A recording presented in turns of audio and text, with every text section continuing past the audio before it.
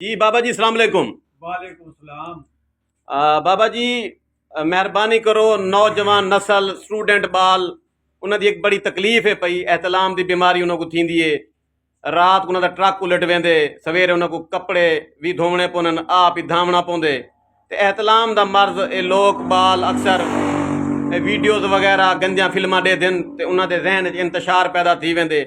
कोई तुम्हारे नज़दीक एहतलाम का कोई कामयाब इलाज है, कोई बेहतरीन इलाज जनाब दसा हुआ ताकि कहीं का फायदा थी वंजा। बिस्मिल्लाहिर्रहमानिर्रहीम।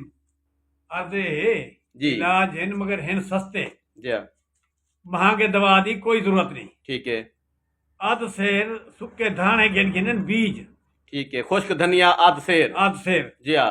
उनदे विच जीरा पावन एक छटांग 5 तोले 5 तोले जीरा 5 तोले जीरा जीरा सफेद 5 सफेद तोले 5 ठीक है तोले ठीक है और नाले है उनदे विच पावन छोटा लाचा 5 तोले 5 तोले छोटी इलायची ठीक है इन्ना सारा को पीहन चा ठीक है।